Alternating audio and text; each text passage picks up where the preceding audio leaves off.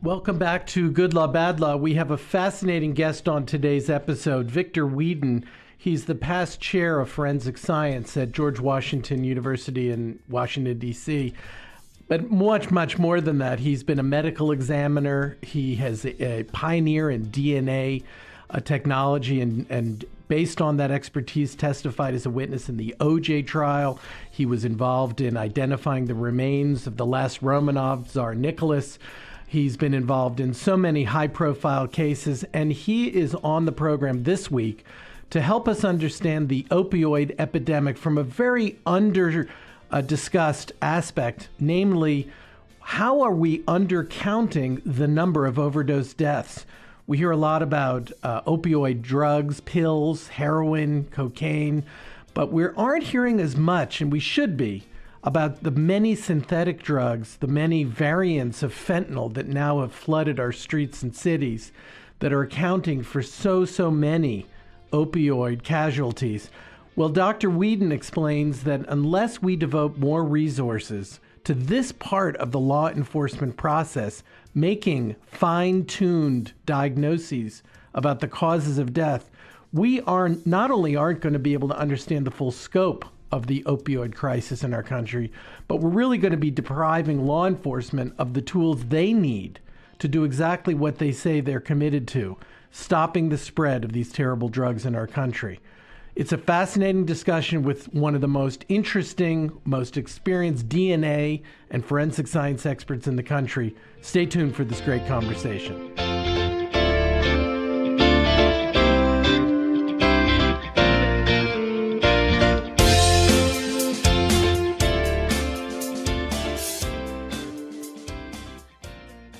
Welcome back to Good Law, Bad Law. Today on the program, my guest is the chair of the Department of Forensic Sciences at George Washington University, Victor Weeden.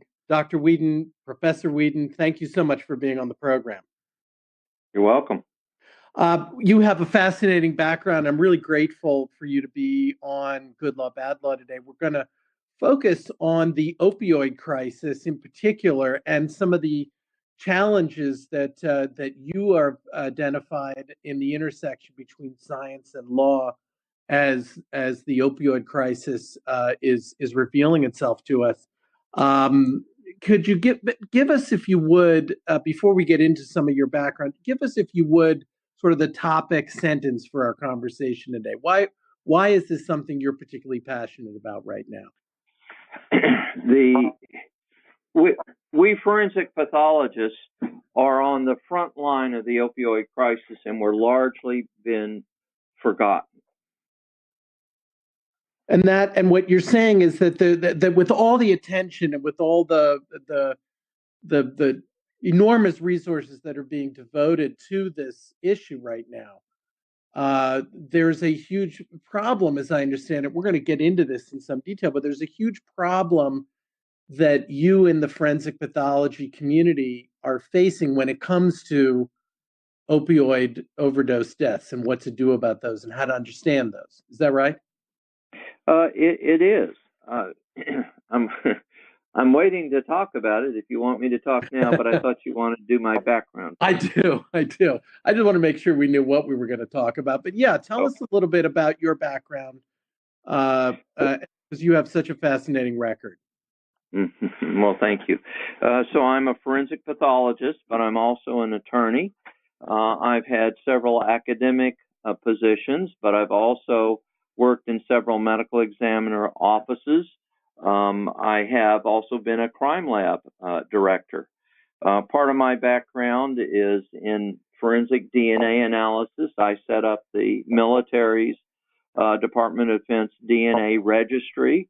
So we have collected a sample on all military service members and used that for identification purposes.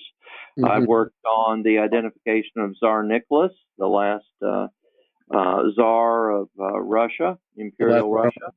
Yeah. I've worked on the Branch Davidian from victims from Waco, Texas. The Tomb of the Unknown Soldier. We've exhumed one person and identified him as Michael Blassie. So, and I myself have also worked on mass graves, to use as evidence against Saddam Hussein. So I did some work in Iraq. And these, and I also saw a report, the 55 U.S. soldiers remains who've been sent back from North Korea. Is that something also you're working on to help identify? Well, no, I am no longer working at the Armed Forces, the AFDIL, the Armed Forces DNA Identification Lab. They presumably would be working on those cases, but I'm not with them anymore. Okay. All right. Well, and of course you teach at George Washington. That's correct. No longer as chair, but I am a professor here at the Department of Forensic Sciences. Okay, good. All right. So tell us what, I guess you have to outline for us, if you would, Sure. the nature of the problem that we're talking about with this opioid epidemic. So the opioid crisis is a declared public health emergency. That puts it among the highest priorities for this nation. And when President Trump or President Obama discusses it, the first sentence out of their mouths is, we have a problem. We have an opioid crisis. Right. The second sentence is, how many people died of an opioid overdose last year? So the crisis is itself defined by mortality data. We will also judge the governmental response by the number of people who died of overdoses. And every single overdose should be diagnosed by a forensic pathologist. That's our job, to determine why people die. And all of these are unnatural deaths. So every one of them really ought to be diagnosed by a forensic pathologist. And I would further argue, have an autopsy performed and forensic toxicology analysis conducted. And why does this then present such a crisis to the forensic science community? Because is it the number of overdose deaths that we're talking about, that it's overwhelmed the system? Yes, we're absolutely overwhelmed. I see. So we start before the opioid crisis at half strength. There are only about 500 board-certified forensic pathologists working in the field right now. And that's been true. In fact, we've probably been losing numbers over the last couple of years. We only have about 30 people going into the field each year, and that probably just about matches those that leave. But with the opioid crisis, that 50% workforce is now much less than what is needed. Forensic pathologists are burning out. We do have offices stealing from each other, trying to make ends meet, and we're talking about not performing autopsies on these very overdoses precisely because we have so many of them. And why how does this fit into the broader problem of dealing with this opioid crisis? How does the need for making positive diagnosis through autopsy, through toxicology studies that would be done during an autopsy, how does that fit into the broader issues we're facing with this epidemic? All right. Essentially, we've become far more important. So it used to be that law enforcement knew the drug dealer on the corner. The law enforcement would also know what drugs that person might dispense. And so the problem was fairly well known. There were surveys of people, how many drugs did you take over the last month? There were surveys of emergency departments of what are the positive toxicology results. And none of those things are so true today. Now you can order drugs over the internet. Now we're not talking about a dozen common drugs such as cocaine and methamphetamine and heroin and LSD. Now we have all of these analogs, what we often refer to as designer drugs, right, and more accurately are called novel psychoactive substances. The plethora of these drugs is enormous. we have essentially a new drug every week or two coming on the market that we've not seen before. That presents an enormous toxicology testing problem. But that means that the autopsies are even more important because that's the source of the samples to get. If you go to emergency room data, they just do simple immunoassays and they miss some of these designer drugs. There's a lot of reasons why we should turn to forensic toxicology testing. But every single overdose death and death scene is a node of information. Not only do you have the body, which gives us this source of information on the drugs used in the community, but you might find an address of where those of the package in the trash can. You might find an important number on the cell phone or the computer. Every one of those deaths and death scenes is important in ways that they didn't used to be, because now we need it for surveillance. Well, right. So in other words, it sounds like your role and the role of the forensic pathologist is crucial to making not just the superficial diagnosis, this is an overdose death, but the very more specific diagnosis, overdose death from what exactly? Because if you don't know the answer to that question, how can you really target the sources of these drugs? How can law enforcement do the rest of what they have to do? Well, exactly.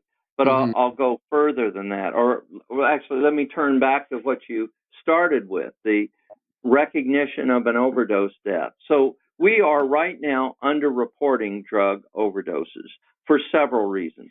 First off, Uncle Johnny died upstairs in his bedroom, and the family, skirted away with the evidence there, and he was just called a heart attack. So it may never get to our offices. As I've mentioned to you before, because of the sheer volume of these, some jurisdictions are no longer doing autopsies. They're not even doing the drug testing because the drug testing is expensive. So we are definitely overlooking some of these overdose deaths. But even when you find the drug level, drug in the blood, that doesn't necessarily say that person died of an overdose, because that person may have died of a heart attack and had simply been using the drug. It really takes some knowledge about deaths and drug levels and looking over a situation to really decide if somebody did or did not die of that particular drug. Well, and nowadays, you can have the further consequence or further issue of not knowing about the substance.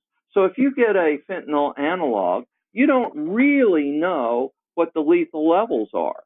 And FDA right now has said they're not going to do the studies to tell you what the toxicity or lethality of these drugs, because by the time you do this one, there's a new novel psychoactive substance. So they've just decided not to do any. But it's critical for things like driving under the influence, for we forensic pathologists to decide if somebody actually died of that drug or not. We have a real problem here. Well, yeah, and first of all, just to take the first issue of underreporting for a second, I know from some of the work I've done in my work with cancer cluster cases and problems of underreporting or challenges in reporting cancer surveillance cases, you have this problem generally where if you don't have a person trained in making a cause of death diagnosis, it could be very easy to call a cause of death a heart attack. We're all going to die at some point when our hearts stop, but that doesn't mean that's really the precipitating cause of death. So it sounds like one of the problems you're identifying is a need not only for more bodies, more forensic pathologists, but particular training in some of these new drugs that are causing overdose deaths in order to distinguish and make the proper diagnosis. You have to have the right training to do that. Well, I would say that the forensic pathology community is really on top of this. We're often pointed to as being part of the problem, but we're really quite knowledgeable about most of these things. But what we do have in common with your cancer group are coroners. Now, a lot of people don't know the difference between a coroner and a medical examiner. In some places, you can be a high school student and be a coroner, as opposed to, say, the 12 years, the training that I needed to become a forensic pathologist. It's really lopsided. Yeah. And in many jurisdictions, that coroner, in fact, most of the jurisdictions, they're elected. So you have this significant turnover. So you may educate one, but then the next one is elected and you start the process all over again. In fact, this is the single biggest reason that the opioid overdoses are underreported. So often they say drug overdose. If it says drug overdose on the death certificate, they're not counted as an opioid overdose because it didn't say opioid or list some opioid drug on the death certificate. Well, what are some of the challenges then with the fact, as you pointed out, we are now in a world where we no longer have just the most familiar drugs that can be involved in an overdose, heroin, cocaine, and so on. But we have all of these overlays of drugs. I mean, an opioid that has fentanyl in it. So we have combinations of drugs, and we have synthetic drugs, and how does the science fare when trying to make these finer distinctions, which are important for accurate counting and for surveillance and for enforcement, as you said? Well, let me start out just a second on history or speak to that. Yeah. So some of us are old enough to think about the 60s and all the drugs and rock and roll of the 60s and think that it was particularly bad then. But in fact, drugs are far more pervasive these days than in those days. In those days, it was a handful of drugs that you knew pretty well. The CDC talks about three major waves in recent times that are at the heart of this opioids crisis. It started with prescription drugs. We can talk about how physicians were incorrectly trained for a while. So there's a generation of physicians that you might argue overprescribe the opioids. Indeed, it was said that 80% of the opioid addicts became hooked because of the prescribed drugs and then turned to heroin. Yeah. Probably not so true anymore. Probably we're really dealing with drug use from the beginning and not just prescription drugs. The prescription drug crisis was overtaken by the heroin crisis, which was overtaken by the fentanyl crisis. There are now more fentanyl deaths than there are heroin deaths. Wow. But cocaine and methamphetamine, those are also on the upswing, and those are really at crisis proportions too. We talk about opioids and often don't talk about those others. But back to fentanyl, which is the big one right now. There are many, many fentanyl analogs. We have designer drugs in other classes, but they're particularly prevalent in the fentanyl area. Theoretically, there's something like 2,000 possible analogs. What does that mean exactly? These are synthetic variations on the basic fentanyl formula? Yes, essentially that's true. So are these being made in labs? Is that what we mean? Yes, they are. I see. And predominantly they're coming from China. Mm. There was about a year ago a scheduling change that scheduled all fentanyl analogs. That was new. We were doing them one at a time. So you get a new fentanyl, cyclopropyl fentanyl, come out, and the only way you can get it scheduled is by showing harm to the public. And so the DEA would come to medical examiner offices and say, well, have you seen deaths? Every single drug that has been scheduled in the recent few years have been scheduled based upon medical examiner data of people dying. And so we're really important in that process. But it's been temporary scheduling, and it has not been converted to permanent scheduling.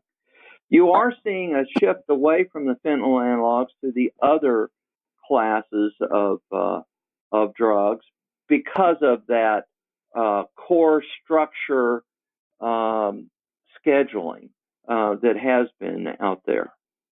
And what do you think explains the rise of these other drugs that seem to be involved now in so many overdose deaths? I mean, the prescription wave was, I think, as you pointed out, physician and really drug company driven, as they looked for other ways to market those those drugs beyond AIDS patients and cancer patients and so on. But then you've got this wave of drugs that have come into the country that are so inexpensive, from heroin to to some of these other drugs. How do you explain these from what you've seen from your perspective?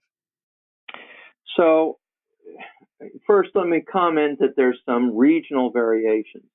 So for instance, Seattle, California, Texas has relatively little fentanyl compared to most of the country. That may seem surprising. It's thought that they have typically black tar heroin, and it doesn't mix in well, because fentanyl was so much more powerful than heroin. In fact, I should comment on that. We talk about relative to morphine.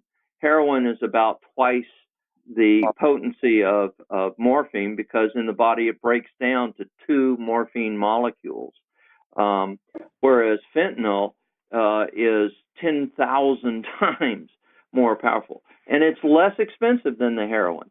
So the dealers would mix it in.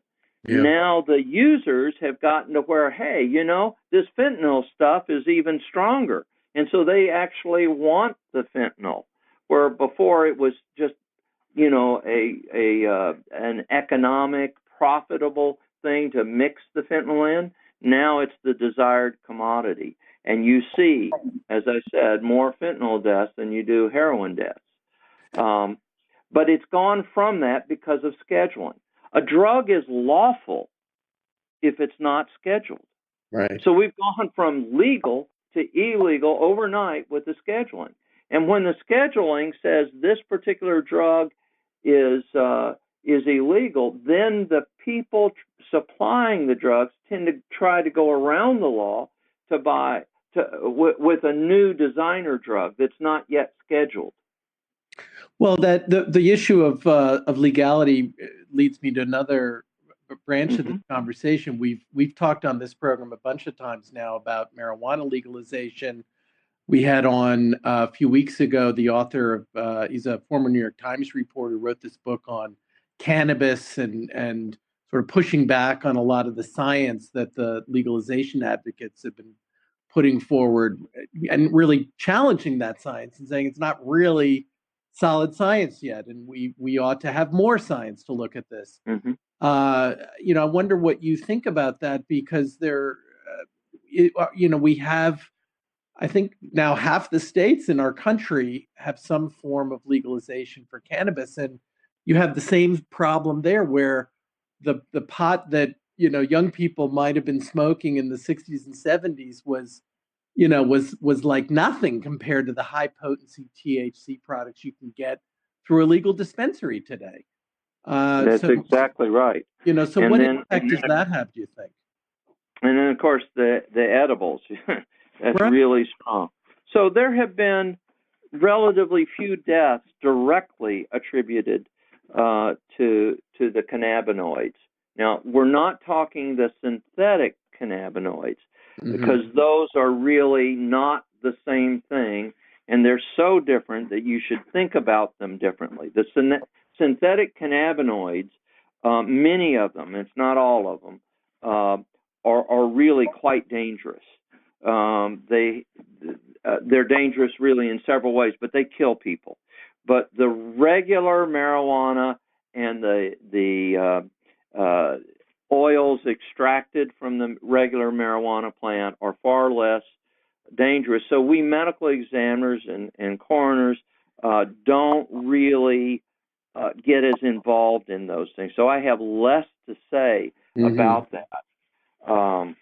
But I will comment on the dollars. So you talk about need for more research. I really fundamentally think this is at the heart of a lot of the criticism of the forensic sciences. So if you talk about biology or chemistry, there are people who make a living out of doing research in those areas. We think of scientific research at the universities. It's just part and parcel. But if you look across the federal government, the Department of Justice spends 0.1% of the federal research and development dollars. Let me say that again. Where are they?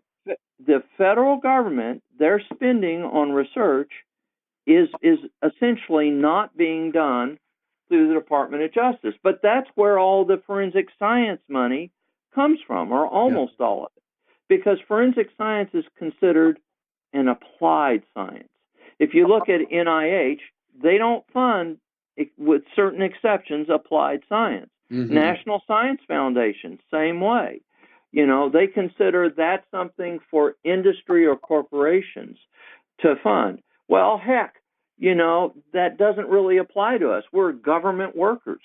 And so right now in this country, there is not enough money spent by the Department of Justice to really fund a single forensic scientist for a career doing forensic science research. Not one, you know.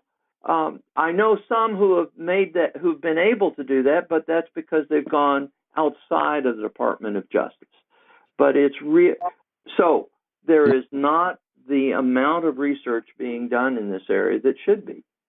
And so help us understand, Dr. Weeden, what are we missing out on because that's not happening? So we're talking about the opioid crisis and some of the issues here where we need to make much more particular diagnoses, and we need the trained medical examiners to be able to do that in order to understand the scope of the problem better, to understand how to devote resources to interdiction, enforcement, and so on.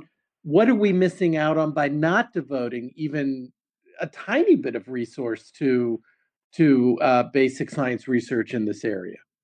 Well, there's actually two sets of conversations going on in the question that you asked. So I started talking about funding for forensic science that comes through Department of Justice.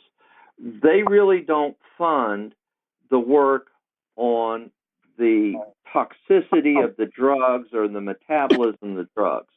So let me sort out those two. Okay. By not spending the money on forensic science, we could say the forensic science scientific base is weaker. And people, are going to court and arguing these things all the time. We're spending an enormous amount of time just arguing these things instead of spending the money getting the research to find what are the empirical facts in those issues. But turning to the drugs, so the FDA is particularly important in this area. And the director of NIDA, the National Institutes of Drug Abuse, is Nora Vocal, and she has publicly stated that they will not do the studies on these novel psychoactive substances because there's too many of them. I believe that the federal government should fund a few different centers, so some on opioids, some on the cathinones, some on the cannabinoids, and not only to create an infrastructure sufficient to handle the novel drugs as they pop up, but also to train the pharmacologists who need to understand this. We need information on metabolism.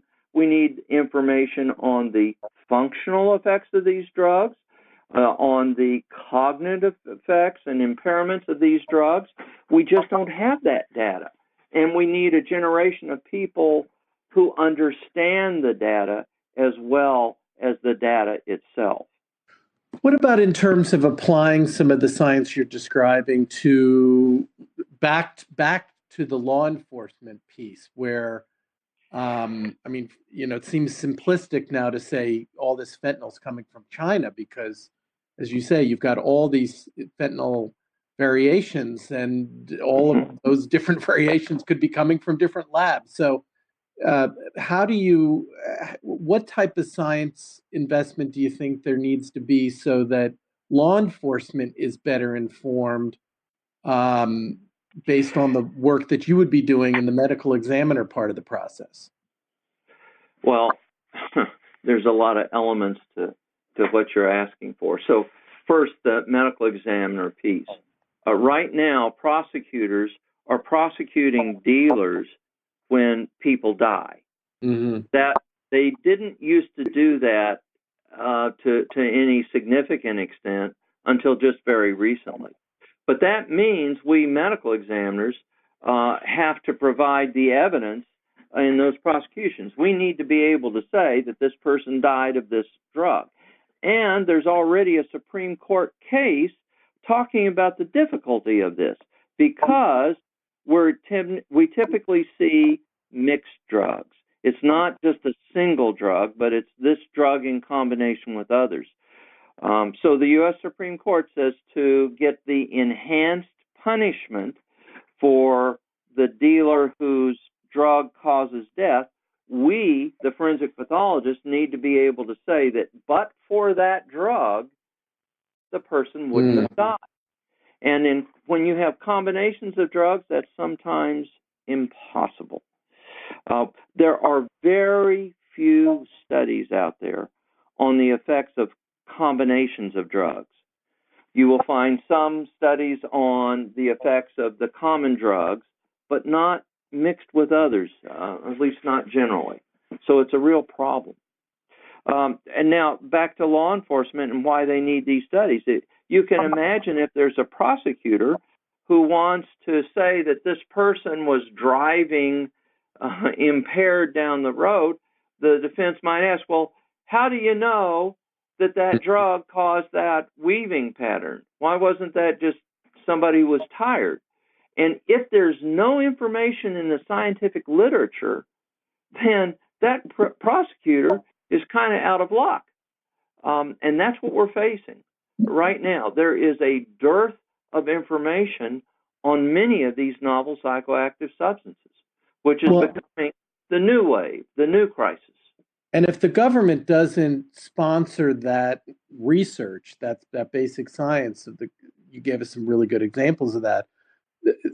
It's not like this is going to happen in the private sector, right? Or no, are it's there? Not. In fact, there's only 2 labs in the entire world that we know about that are really doing some substantial work in this area. If I recall right, one is in Hungary, and I think the other is in Sweden, maybe Finland. But there's only 2 labs. In this country, we did have a lab working on cannabis, and that lab was closed down. And that lab was responsible for the teaching of many of the PhD toxicologists out there that really understood these things. We now have a lack of expertise like we used to have. So I really believe the U.S. federal government needs to fund some centers of excellence in this area, train some people, and let's learn about some of the effects of some of these new drugs. Well, it is budget season, and so hopefully the folks on Capitol Hill and on Pennsylvania Avenue are listening, because I think you've identified some areas where we're really going to be coming up short unless we do start to put more resources in these areas, the way we have in some other areas relating to law enforcement, like DNA technology. Well, to comment on that, the federal government, the state governments, and the local governments, they're all doing essentially the same thing in response: prevention, treatment, and interdiction. What's missing in those three is a leg that says, let's understand the problem. It's understanding the problem that would fund the medical examiners. It's understanding the problem that would fund the research centers on these novel psychoactive substances. And allow for, as you say, to have allow investigators, to allow prosecutors, DAs to have the type of equipment they need to do everything they need to do to bring these prosecutions and bring these people off the streets. Yes, it used to be that a regular GC mass spec was considered definitive in the analysis of these drugs. That's no longer really true. We recognize that some molecules will weigh the same, but they'll have different arrangements of the atoms. So we need new kinds of instruments. And we now have some new instruments that are really effective here, but they may cost $300,000 or $500,000. Local governments are having a hard time coming up with those dollars, but they're really needed.